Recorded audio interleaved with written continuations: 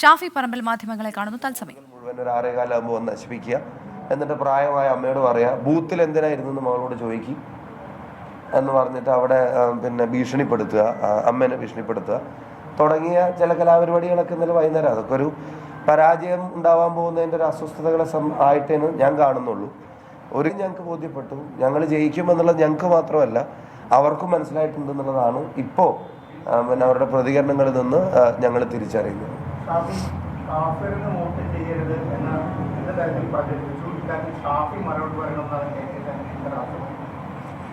എന്നെ സത്യം പറഞ്ഞ അത്ഭുതപ്പെടുത്തുന്ന പിന്നെ തരത്തിലാണ് ചില കാര്യങ്ങളിൽ പിന്നെ ബഹുമാനപ്പെട്ട എതിർ സ്ഥാനാർത്ഥി പിന്നെ തരം താഴ്ന്ന നിലയിലുള്ള കമൻറ്റുകൾ പറയുന്നത്.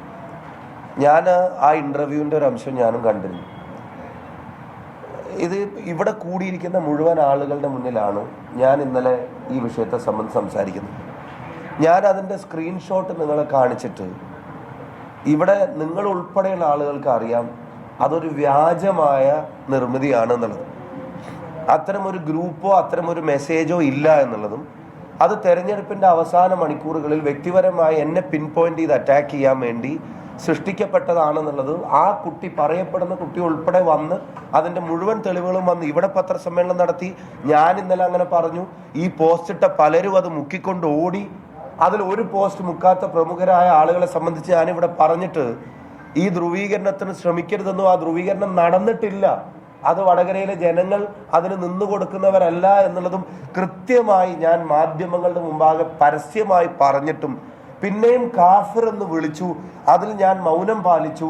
അത് വളരെ സൗമ്യനായി അഭിനയിച്ചു, നിഷ്കളങ്കനായി അഭിനയിച്ചു എന്നൊക്കെ ഒരു പിന്നെ ബൈറ്റ് കൊടുക്കുമ്പോൾ ഞാൻ അത്ഭുതപ്പെടുകയാണ്. ഒന്നല്ലെങ്കിൽ ഇത് വളരെ ബോധപൂർവം പറഞ്ഞുകൊണ്ടേയിരിക്കാൻ പാർട്ടി തീരുമാനിച്ച് നടപ്പിലാക്കുന്ന ഒരു കാര്യം, അതല്ലെങ്കിൽ ഇത് ഫേക്ക് ആണെന്ന് പോലും തിരിച്ചറിയാൻ അല്ലെങ്കിൽ തിരിച്ചറിവ് കൊടുക്കാൻ ആളുകൾക്ക് കഴിയും. പക്ഷെ തിരിച്ചറിവ് ഫേക്ക് ആണെന്ന് കൊടുക്കാൻ ആളുകൾക്ക് കഴിഞ്ഞിട്ടുണ്ട് എന്നുള്ളത് അതിൻ്റെ ചുറ്റുവട്ടത്ത് നിൽക്കുന്ന ആളുകളുടെ പ്രതികരണം തന്നെ എനിക്ക് മനസ്സിലായി. ഈ പോസ്റ്റ് ഇട്ട് അത് ഡിലീറ്റ് ചെയ്ത ആളുകളെ പിന്നെ ഇതെന്ന് തന്നെ എനിക്ക് മനസ്സിലായി. അപ്പം എന്തിനാണ് ഇങ്ങനെ ഇല്ലാ കഥകൾ മാത്രം പറഞ്ഞുകൊണ്ടിരിക്കുന്നത്? എന്തിനാ? തെരഞ്ഞെടുപ്പിൽ വികസനവും തെരഞ്ഞെടുപ്പിൽ CAAയും തെരഞ്ഞെടുപ്പിൽ രാഷ്ട്രീയവും ഈ കാര്യങ്ങളൊന്നും ചർച്ച ചെയ്യാൻ അനുവദിക്കുന്നില്ല എന്നൊക്കെ പണ്ട് ഇതിൻ്റെ പിന്നെ തുടക്കഘട്ടത്തിൽ പറഞ്ഞിട്ട് ഇപ്പം അവസാനം ഇല്ലാത്ത സ്ക്രീൻഷോട്ടിനെ സംബന്ധിച്ച്, എനിക്കെതിരെ ഉണ്ടാക്കിയ ഒരു സ്ക്രീൻഷോട്ടിനെ സംബന്ധിച്ച് ഞാൻ അതിനെ തള്ളി പറഞ്ഞിട്ടില്ല എന്നുകൊണ്ട് പത്രസമ്മേളനം നടത്താന്ന് പറഞ്ഞ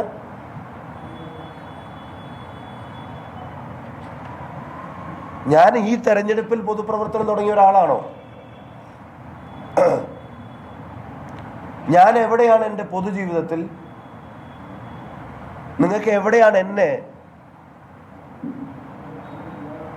ഒരു വർഗീയതയോട് ചേർന്ന് നടക്കുന്ന ഒരാളായി അനുഭവപ്പെട്ടിട്ടുള്ളത്? കേരളീയ പൊതുസമൂഹത്തിന് എവിടെയാണ് അനുഭവപ്പെട്ടിട്ടുള്ളത്?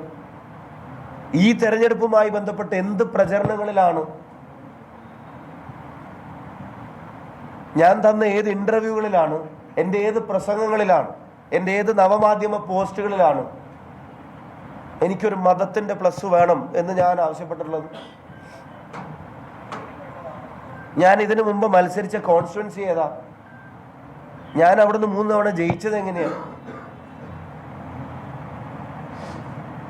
ഞാൻ ഇന്നലെ വളരെ ക്ലിയർ ആയിട്ട് പറഞ്ഞു, ബഹുമാനപ്പെട്ട എൻ്റെ എതിർ സ്ഥാനാർത്ഥി അറിയാൻ ആ സ്ക്രീൻഷോട്ട് വ്യാജമാണ്. അങ്ങനെ ഒരു മെസ്സേജ് ഞങ്ങളുടെ ആരും ഞങ്ങളുടെ ഒരു വാട്സപ്പ് ഗ്രൂപ്പിലും ഇതുവരെ അയച്ചിട്ടുമില്ല, ഇനിയോട്ട് അയക്കാൻ ഉദ്ദേശിക്കുന്നുമില്ല. ആരെയും രാഷ്ട്രീയത്തിൽ കാഫിർ എന്ന് വിളിച്ച് വോട്ടിന് അർഹരല്ല എന്ന് പറയുന്നവരുടെ പട്ടികയിലേക്ക് ഒരു കാലത്തും കടന്നു വരാൻ ആഗ്രഹിക്കുന്നുമില്ല. അതിൽ സൗമ്യതയുടെ ഒരു അഭിനയിക്കലുമില്ല. അതിൽ നിഷ്കളങ്കതയുടെ ഒരു മൂടുപണം ബോധപൂർവം എടുത്ത് അണിയുന്നുമില്ല. ഞങ്ങൾ ആ കാര്യത്തിൽ കളങ്കിതരല്ല. അത് കേരളീയ പൊതുസമൂഹത്തിനും വടകരയിലെ മുഴുവൻ ജനങ്ങൾക്കും ബോധ്യപ്പെട്ട ഒന്നാണ്. തീർത്തും ഫേക്കായിട്ടുള്ള ഒരു സൃഷ്ടിയിൽ, ആ സൃഷ്ടിയിൽ ഞാൻ അതിൻ്റെ ഒരു ആനുകൂല്യം പറ്റാൻ നിൽക്കുന്നവനല്ല. ആ സൃഷ്ടി എനിക്ക് വടകരയിലെ ജനങ്ങൾ തരുന്ന സ്നേഹത്തിന്റെ ആനുകൂല്യത്തെ തകർക്കാൻ വേണ്ടി ഉദ്ദേശിച്ചുള്ളതായിരുന്നു.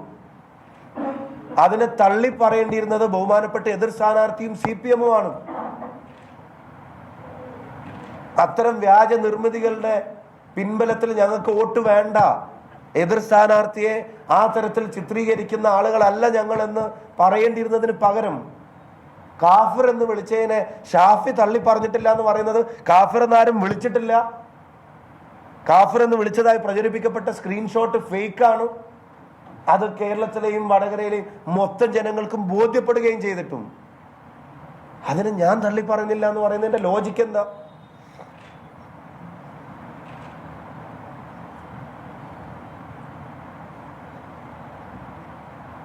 എനിക്ക് ഒരു കാര്യം കൂടെ പറയാനുണ്ട്.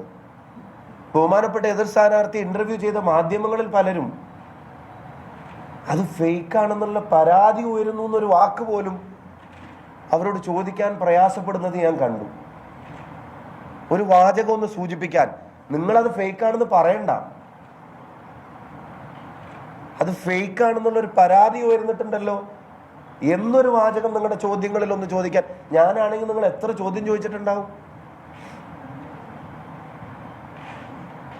റിപ്പീറ്റഡ് ആയിട്ട് ഈ വ്യക്തിഹത്യയുടെ കാര്യത്തിലും വർഗീയ പ്രചരണങ്ങളുടെ കാര്യത്തിലും നിങ്ങളുടെ എത്ര ചോദ്യത്തിന് ഞാൻ ഉത്തരം പറഞ്ഞു. ഒരു വർഗീയവാദിയായിട്ട് ചിത്രീകരിക്കപ്പെടുന്നത് അത്ര സുഖകരമായിട്ടുള്ളൊരു അനുഭവമല്ല. അത് തെരഞ്ഞെടുപ്പ് ജയിക്കാനോ തോക്കാനോ എന്നുള്ളതൊന്നുമല്ല. ഒരു മനുഷ്യൻ എന്നുള്ള നിലക്ക് പൊതുസമൂഹത്തിൽ ജീവിക്കുന്ന ഒരാൾക്ക് ഈ വർഗീയതയുടെ പട്ടം ഇങ്ങനെ ചാർത്തി കിട്ടുന്നത് രസകരമായിട്ടുള്ളൊരു അനുഭവമല്ല.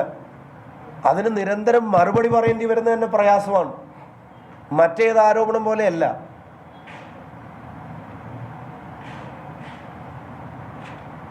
ഒരു വ്യാജമായ ഒരു സൃഷ്ടിയുടെ പേരിൽ അതിപ്പോഴും ഈ തെരഞ്ഞെടുപ്പിന്റെ അവസാന മണിക്കൂറുകളിൽ പോലും എൻ്റെ തലയിൽ അത് കെട്ടിവെക്കാനുള്ള ശ്രമം, അതും അത് സൃഷ്ടിച്ചവരുടെ സങ്കേതത്തിൽ നിന്നും വളരെ തരം താഴ്ന്ന നടപടിയായി പോയി. പറയാതിരിക്കാൻ കഴിയില്ല. വിത്ത് ഓൾ റെസ്പെക്ട്, ഒരിക്കലും അത് ഫേക്കാണെന്ന് അറിഞ്ഞിട്ടും അത്തരത്തിലുള്ളൊരു കമന്റ് ബഹുമാനപ്പെട്ട എതിർ സ്ഥാനാർത്ഥിയുടെ നാവിൽ നിന്നും ഞാൻ പ്രതീക്ഷിച്ചില്ല.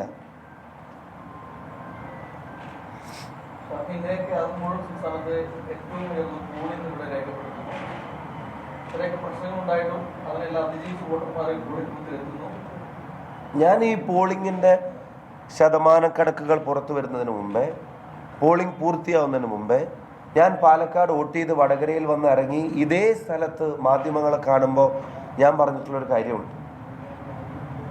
എല്ലാ വർഗീയ ധ്രുവീകരണ ശ്രമങ്ങളെയും എല്ലാ വ്യാജ പ്രചരണങ്ങളെയും വടകരയിലെ ജനങ്ങൾ അതിജീവിക്കും, UDF അതിജീവിക്കും. No lame reasons. ഒരു ന്യായീകരണവും ചമച്ച് ഈ തെരഞ്ഞെടുപ്പിൽ ഞങ്ങളുടെ റിസൾട്ടിനെ സംബന്ധിച്ചുള്ള ആശങ്കകൾ ഞങ്ങൾക്കില്ല എന്നുള്ളത് കൃത്യമായി ഈ പോളിംഗ് ഒക്കെ തീരുന്നതിന് മുമ്പ്, ഉച്ചയുടെ മുമ്പ് പറഞ്ഞൊരാളാണ് ഞാൻ. അത് വൈകുന്നേരം ആയപ്പോഴത്തേക്കും ആ നിലയിൽ ഉയർന്നിട്ടുണ്ടെങ്കിൽ അതിൻ്റെ കാരണങ്ങളും ഞങ്ങൾ അഡ്വാൻസ് ആയിട്ട് പറഞ്ഞിട്ടുണ്ട്. രാജ്യത്തെ വീണ്ടെടുക്കാനുള്ള തെരഞ്ഞെടുപ്പ്, 2 ജനവിരുദ്ധ ഭരണകൂടങ്ങളുമുള്ള ജനവിരുദ്ധ ഭരണകൂടങ്ങളോടുള്ള ഇവിടുത്തെ ജനതയുടെ പ്രതിഷേധം, 3 ഈ നാടിൻ്റെ രാഷ്ട്രീയ പ്രവർത്തനവും ജീവിതവും സ്വസ്ഥവും സമാധാനമായിരിക്കാൻ ആഗ്രഹിക്കുന്ന ജനതയുടെ കാര്യങ്ങൾ, വേറൊരു വശത്ത് ഞങ്ങൾ ഇവിടുത്തെ ജനങ്ങൾക്ക് കൊടുത്തിട്ടുള്ളൊരു ഹോപ്പ്, പ്രതീക്ഷകൾ, വടകരയിലെ യുവതക്കും വിദ്യാർത്ഥി സമൂഹത്തിനും ഉൾപ്പെടെ ഞങ്ങൾ കൊടുത്തിട്ടുള്ള പ്രതീക്ഷകൾ, ഈ ഘടകങ്ങളെല്ലാം ഞങ്ങൾക്ക് അനുകൂലമായിരിക്കാൻ UDFന്റെ ഒരു വോട്ടർക്ക് പുറത്തു വന്ന് വോട്ട് ചെയ്യാതിരിക്കേണ്ട ഒരു സാഹചര്യം ഉണ്ടാവുന്നില്ല. അത് സൃഷ്ടിക്കാനാണ് ശ്രമം നടന്നോ എന്നുള്ളത്. അവർക്ക് വോട്ട് ചെയ്യാൻ ആഗ്രഹിക്കുന്നവർ വോട്ട് ചെയ്യാതിരിക്കാനുള്ള എന്തെങ്കിലും ബോധപൂർവമായ ശ്രമം നടന്നു എന്നുള്ളതാണ് ഇലക്ഷൻ കമ്മിറ്റി പരിശോധിക്കുന്നത്. അതിനെ സംബന്ധിച്ച് അവർ വ്യക്തമാക്കി പറയും.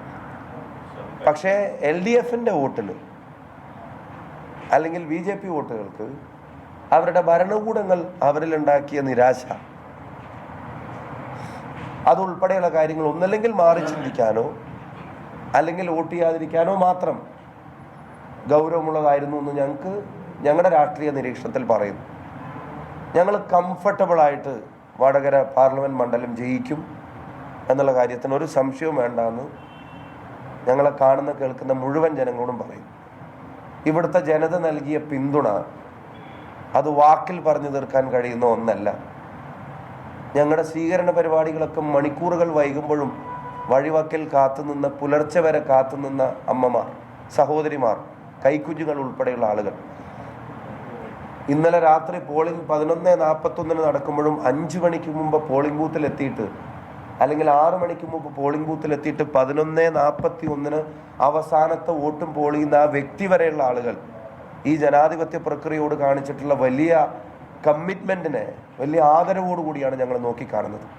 ഇത്തരം ശ്രമങ്ങളെല്ലാം ബോംബിന്റെ രാഷ്ട്രീയത്തെയും വർഗീയ രാഷ്ട്രീയത്തെയും ധ്രുവീകരണ ശ്രമങ്ങൾ ഞാൻ അടിവരയിട്ട് പറയുന്നു. UDF സ്ഥാനാർത്ഥി ധ്രുവീകരണം നടന്നു എന്ന് പറഞ്ഞിട്ടില്ല. വടകരയിലെ ജനത ആ ധ്രുവീകരണങ്ങളെ മറികടക്കാൻ മാത്രം ജനാധിപത്യ ബോധമുള്ളവരും കോമൺ സെൻസ് ഉള്ളവരുമാണ്.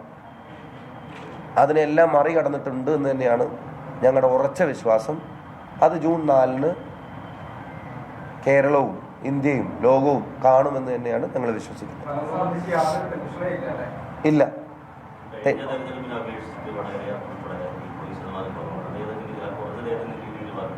അല്ല, അതാ ഞാൻ പറഞ്ഞത്, ഞങ്ങളുടെ വോട്ടുകൾ കുറയേണ്ടതായിട്ടുള്ളൊരു സാഹചര്യം. ഇപ്പോൾ ഒരു UDF വോട്ടറെ സംബന്ധിച്ചിടത്തോളം ഒരു ചേഞ്ചിന് വേണ്ടിയാണ് വോട്ട് ചെയ്യുന്നത്. ഒരു UDF അനുഭാവിയെ സംബന്ധിച്ചിടത്തോളം ഒരു ചേഞ്ചിന് വേണ്ടിയാണ് വോട്ട് ചെയ്യുന്നത്. ഒരു നിഷ്പക്ഷ ജനതയെ സംബന്ധിച്ചിടത്തോളം രാജ്യത്തെ വീണ്ടെടുക്കാൻ, അല്ലെങ്കിൽ അവർക്ക് ഈ ഭരണകൂടങ്ങളോടുള്ള പ്രതിഷേധം, ഇതൊക്കെ രേഖപ്പെടുത്താനാണ് വോട്ട് ചെയ്യുന്നത്. പക്ഷേ LDF വോട്ടറെ സംബന്ധിച്ചിടത്തോളമോ BJP വോട്ടറെ സംബന്ധിച്ചിടത്തോളമോ പെൻഷൻ പോലും കൊടുക്കാത്തതിൽ ഉള്ള പ്രതിഷേധമുള്ളവർക്ക് മാറി ചിന്തിക്കാൻ മടിയാണെങ്കിൽ ചിലപ്പോൾ വിട്ടുനിൽക്കാം.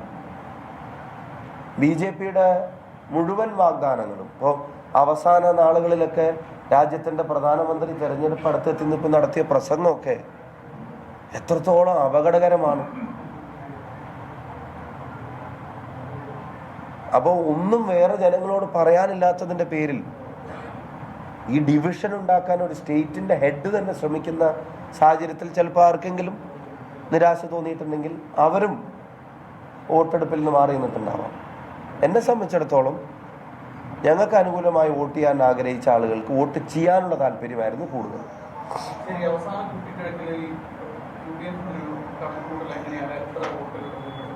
ഞങ്ങൾ ഇലക്ഷൻ കമ്മിറ്റി ഇരുന്നിട്ടില്ല. ഇന്നലെ രാത്രി 11:41 അത് തീർന്നത്. ഇപ്പോൾ സ്ട്രോങ് റൂമിൽ നിന്ന് 3 മണിക്കാണല്ല, 11:43, 2 മിനിറ്റ് പറഞ്ഞപ്പോൾ തെറ്റിപ്പോയി. 11:43 അത് തീർന്നത്. ഇന്ന് സ്ട്രോങ് റൂമിൽ എല്ലാ കാര്യങ്ങളും എത്തിച്ചിട്ട് രാവിലെയാണ് ചീഫ് ഇലക്ഷൻ ഏജന്റ് ഉൾപ്പെടെയുള്ള ആളുകൾ ഇപ്പോൾ കുറച്ച് നേരത്തെയാണ് വീട്ടിൽ വന്ന് ഫ്രഷായി പോയത് പോലും.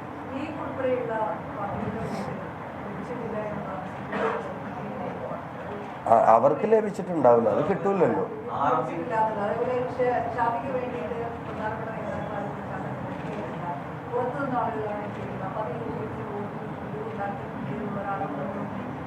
അല്ല, ആരാ എനിക്ക് വേണ്ടി എത്താത്ത പ്രചാരണം കിട്ടുന്നതാണ്? അതായത് പ്രത്യേക സംഘമാണ് ഷാഫിയുടെ പ്രചാരണം നയിച്ചത്. മുതിർന്ന നേതാക്കൾക്ക് അതിൽ ഇടപെടാൻ സാധിച്ചില്ല. ആ പ്രചാരണം നടത്തിയ വിഭാഗത്തെ എന്ത് പേര് വിളിക്കണമെന്ന് പറയാനാകില്ല എന്നാണ് ജില്ലാ സെക്രട്ടറി മോഹൻ പറഞ്ഞത്. ഒന്നാമത്തെ കാര്യം, ഇവിടെ ചെയർമാനായിരുന്ന പാറക്കൽ അബ്ദുൾ, അദ്ദേഹം 18 വയസ്സുകാരനല്ലല്ലോ, അത്യാവശ്യം മുതിർന്നിട്ടുണ്ടെന്നാണ് എൻ്റെ വിശ്വാസം. ഇതിൻ്റെ കൺവീനറായി പ്രവർത്തിച്ച പ്രിയപ്പെട്ട N വേണുചേട്ടൻ, ബാലനാരായണൻ, അതുപോലെ തന്നെ DCC പ്രസിഡന്റ് പ്രവീൺ, മുതിർന്നു എന്ന് പറഞ്ഞാൽ പ്രവീൺ സമ്മതിക്കുമെന്ന് എനിക്ക് അറിഞ്ഞൂടാ. പിന്നെ അതുപോലെ KK രമ, പിന്നെ ഇതിൻ്റെ എല്ലാം സീനിയറായിട്ട് എല്ലാ കാര്യങ്ങളും ഞാൻ തുടക്കം മുതൽ എൻ്റെ കാര്യങ്ങളിൽ ഇപ്പോൾ ഏറ്റവും അടുത്ത കാലത്ത് ഏറ്റവും സജീവമായി മുല്ലപ്പള്ളി രാമചന്ദ്രൻ സാർ ഇൻവോൾവ് ചെയ്തൊരു തെരഞ്ഞെടുപ്പാണ്. മറ്റേ ഡേ ടു ഡേ പൊളിറ്റിക്സിൽ പലപ്പോഴും അദ്ദേഹത്തിന് കോൺഗ്രസ് യോഗത്തിലും മറ്റും നമ്മൾ റെഗുലറായിട്ട് അദ്ദേഹം വളരെ ചൂസി ആയിട്ടുള്ള പരിപാടികളിലാണ് പങ്കെടുത്തിരുന്നത്. പക്ഷേ ഈ ഇലക്ഷനുമായിട്ട് ബന്ധപ്പെട്ട് ഒരു ദിവസങ്ങളിൽ അദ്ദേഹം വെറുതെ ഇരുന്നിട്ടില്ല. KK ശൈലജയ്ക്കെതിരായ വർഗീയ ധ്രുവീകരണത്തിന് താൻ ശ്രമിച്ചിട്ടില്ല എന്ന് പറയുകയായിരുന്നു ഷാഫി പറമ്പിൽ. ഈ ആരോപണത്തെ വീണ്ടും വീണ്ടും നിഷേധിക്കുകയാണ് ഷാഫി പറമ്പിൽ. ഇത്തരമൊരു ആരോപണം ഉണ്ടാകുമ്പോൾ അതിനെ അത്തരമൊരു ആരോപണം ഉന്നയിക്കേണ്ട സാഹചര്യം തനിക്കില്ല എന്നും ഷാഫി പറമ്പിൽ പറഞ്ഞു. പോസ്റ്റ് വ്യാജമാണെന്ന് പലർക്കും മനസ്സിലായിട്ടുണ്ട്. താൻ മാപ്പ് പറയണമെന്ന് എതിർ സ്ഥാനാർത്ഥി പറയുന്നതിൽ എന്ത് ന്യായമാണുള്ളതെന്നും ഷാഫി പറമ്പിൽ ചോദിക്കുകയായിരുന്നു.